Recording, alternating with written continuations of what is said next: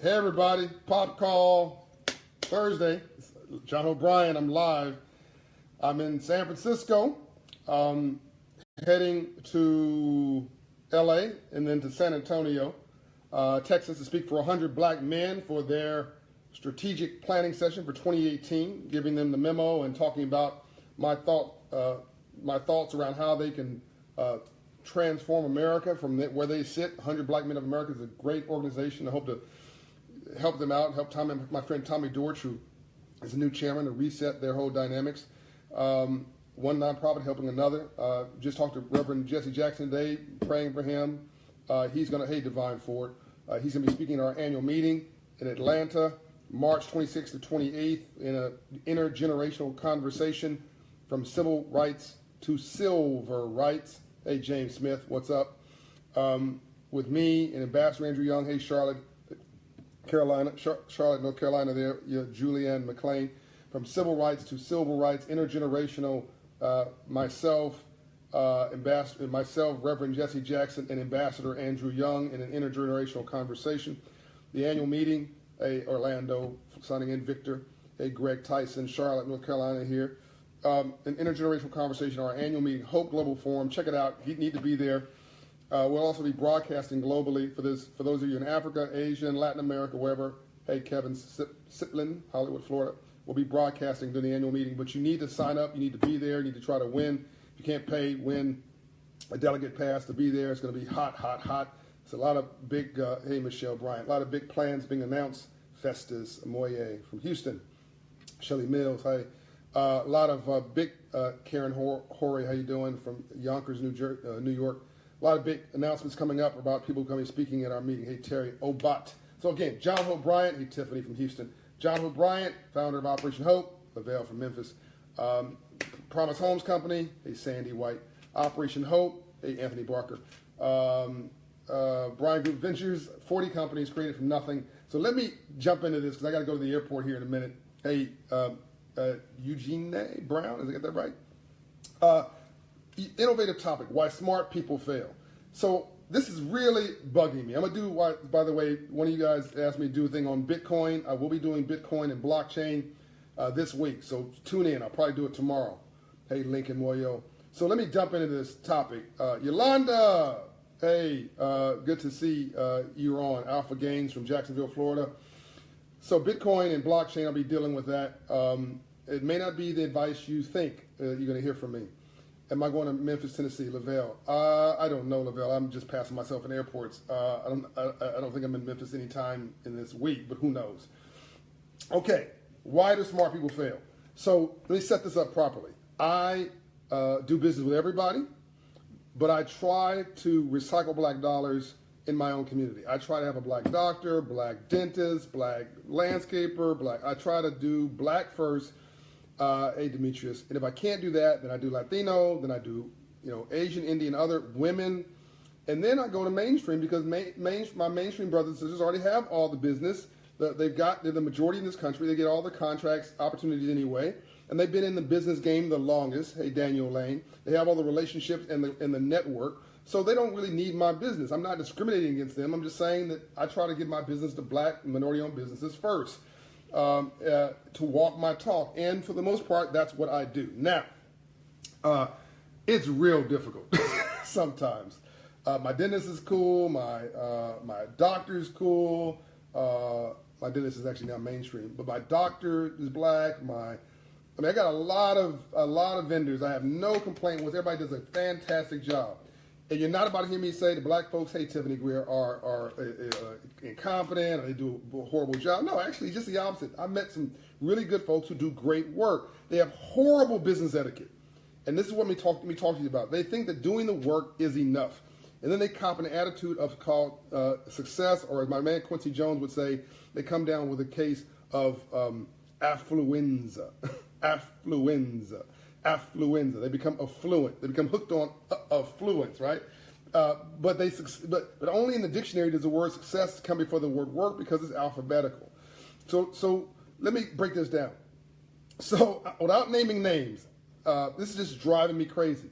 So I'm just going random here. I have this company called the Promise Homes Company. Hey, Willie Fairley. when I'm in St. Louis. I don't know. Actually, I will be in St. Louis soon. So watch here on Facebook for the listing. I'll be coming to St. Louis soon. So I have this company called the Promise Homes Company. Check it out. We're buying single-family real estate. We're leasing it out.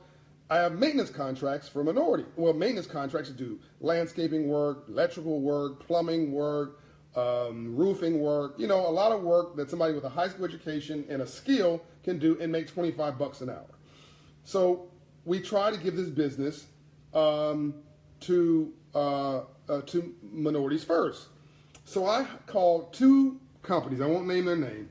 And to try to give them a job. I'm not talking about a maintenance job. I'm not talking about, like, by the way, one of my folks here from this page, Cedric, did take up the challenge, and he's been on it, and he's Rakita, and he's been professional, and we're going to hire Cedric to do some work. But there's a couple, like, 6-figure jobs. That means $100,000 plus to rebuild 2 houses. We called two minority contractors to try to give them some business. This is like ready-made profit. Do you know we couldn't get a phone call back? Do you know that these folks, their customer service was so bad, they never returned the phone call to my people? Now, if I had called them, they would have responded to me. Why do I need to do that? Why do I need to go, why do I need to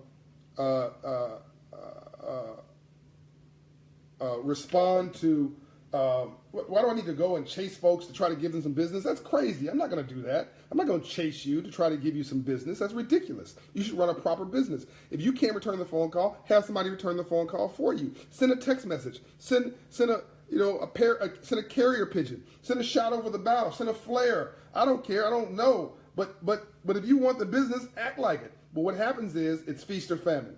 Hey, D.O. Jackson. When they were starving for business, hey, John, I need to get some business. You know, what's some business? And it happens every year, cyclical. Like when they're doing really, really well, you can't find them. When they're doing really, really bad, they're like, where's the business? Can you give me some business? So I'm giving them some business. The economy's picking up. Guess what? Now I can't find them. And what's going to happen is they're going hand to mouth.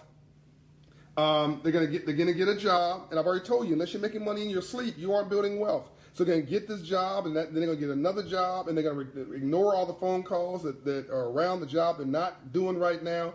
And that the business is going to go someplace else like the one I have. We already called somebody else, another contractor. It's mainstream. And they're going to get $200,000 worth of work. I could have gone to a minority contractor just because they didn't answer the call. Profit's already built into this deal. You don't have to work at it. I know who these people are. I love them. They're fantastic, and they're killing their own business. One of them is really successful for the moment, but that only lasts for a minute. And you can't tell somebody when they are successful that they are picking up bad habits. One of my best habits in the world is I act like I'm broke every day. Write that down, okay? I get up every day acting like I'm going to go broke, like I'm going to be homeless again. You know, I was homeless for 6 months of my life. Vesta says they aren't businessmen. Yeah, by the way, there's a difference between business and busyness. There's a difference between business and busyness. And by the way, so these same folks will, when their business runs out or they don't have a receivables list, so the banker can't underwrite their loan, these are the same folks who will be saying that there's discrimination. Oh, this is about racism. Oh, I can't get a bank loan. No, this is about you not running a proper business and returning somebody's dang on phone call when they try to give you some business. Okay. Andrika says this is bad. Yeah, this is bad. You know how insulting it is when you're trying to give somebody some business? Give, give. I don't want anything from it. I'm just trying to give them some business. And they won't answer the phone call. They will not return the call. Okay, so that's offensive number one. But by the way, I'm going to be fine. I'm just trying to help. I'm trying to hook up the peepers. I'm trying to hook up the peeps. I'm trying to give them some business. B-N-A-S, from business. Okay. So this other example. I had somebody taking care of my cars. The guy is fantastic. He went and found another job with driving trucks. Great guy. He didn't have somebody, he hadn't mentored anybody to hand off the business to. So all the business that he picked up, gone.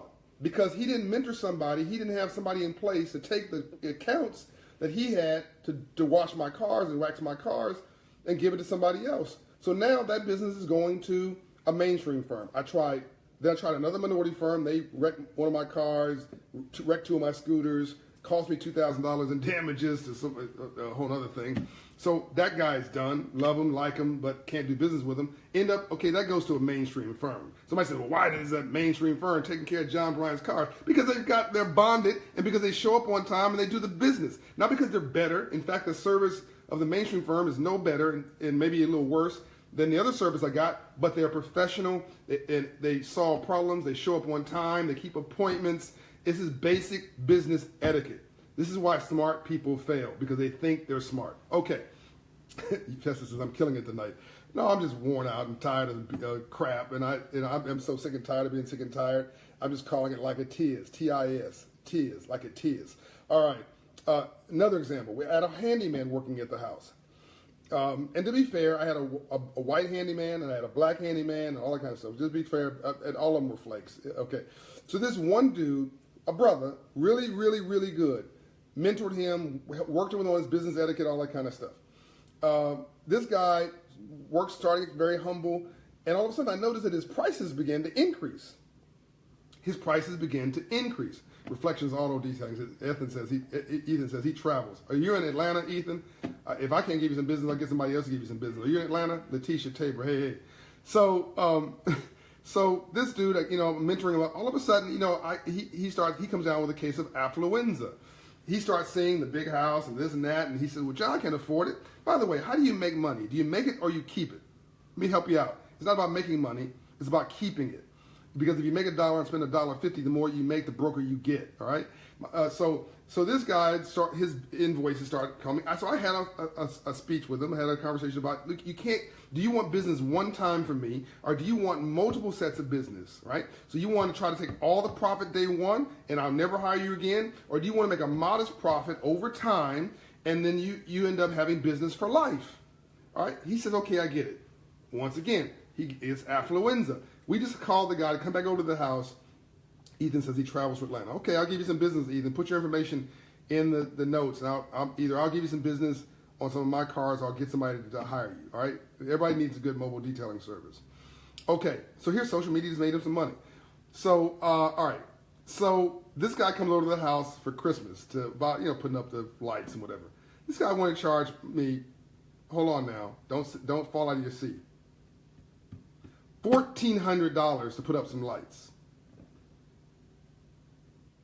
Not to manufacture lights, not to create lights.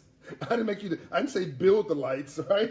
This dude, I didn't say go buy the lights. I already own the lights. This dude, and Jason Kelly says, laugh out loud. I was laughing my rear end off, but I knew he was going to do this, by the way. Terry put a skull out. That's right, Terry bought. Wow. Yeah, exactly. Wow, Eugene Brown. This dude want to charge $1,400. Yeah, Lavelle, crazy. To put up some Christmas tree lights. Look, Ethan puts his phone number in there. Like, call me for some business. Okay, Ethan, put your email address in there, your website or something, so I can make sure that, yeah, $1,400 to put up some Christmas tree lights that'll only be up for like 2 or 3 weeks. Are you smoking something? Of course, we did not hire that dude. He's minority. Okay, we call another company who shows up one time, provides an estimate. He says, I'll do it for $45 an hour. It's going to take, it will take maximum 10 hours. It's a big house, but maximum 10 hours, maximum. Okay, but in this cold weather in Atlanta, it probably will take 3 hours. He's trying to get in and out of there and go home, right?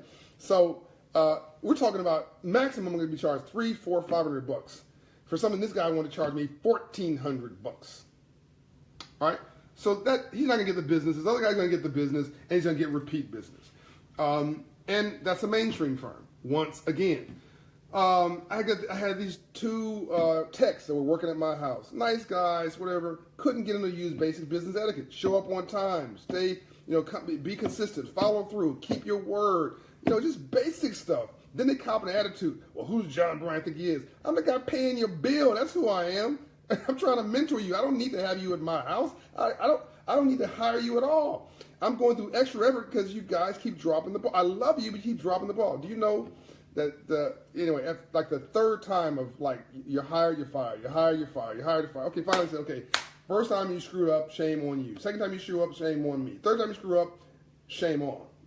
Move on. So they're gone. Love them, they're gone. And then I had this interesting fraud on one of my credit cards, and it just frankly, it couldn't have been anybody except somebody who knew a lot about my tech. Okay, I am not dummy. Okay, bye. Now you have no referral. You've got no credibility. All right, and that was another company I was doing business with. So I've had like 15 techs working in my house, right?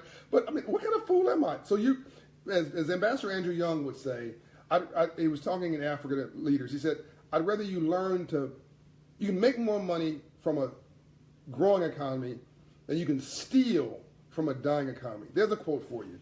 This applies for our inner city communities, third world countries. You can make more money from a growing economy, hey Kendrick, than you can steal from a dying economy. Boom! I gotta get out of here in a minute. Go to the airport. So I'm just got a message, folks, and I got stories after stories after stories because no good deed shall go unpunished. We've got to start getting our business straight. We got to start. A problem has a beginning, a middle, and an end. Stop giving people crappy customer service and then blaming it on them. If you don't want to be in customer service, stop dealing with people. If you don't want to be in customer service, stop working at the counter clerk at the convenience store or the fast food place and giving people your attitude. Nobody wants your attitude. They want their food, and they want their service on time. And if you cannot conduct your business properly, then don't go get in business. Go get a job. There's nothing wrong with get a job. If you don't show up to the job on time, we'll fire you from that too. I got people not showing up for work, and then want a paycheck. Anyway, don't get me started. I love everybody. We're going to keep trying. We're going to keep working at this. But no good deed shall go unpunished. Don't let anybody take advantage of you. And don't get into a guilt trip when people don't do their job. Just fire them. Do them a job. Do them a favor. Let them go. Let them go find their light and find the real true calling where they should be because no good deed shall go unpunished and rainbows only follow storms. And love them into a new reality. And I love you. I got to go to the airport. So this was why smart people fail. Affluenza, crappy customer service, feeling like you succeeded. So either you don't follow up, you don't follow through, or you don't. Basically what I'm saying is act like you're hungry. Rakina says, hire me, I'll show up. That's my cousin. She said she'll show up. Act like you're hungry, like you're going to go broke every day. If you don't have the magic of compounded interest, which is wealth, then have the magic of compounded interest, compounded hustle, which is your energy. I love you much. Bye.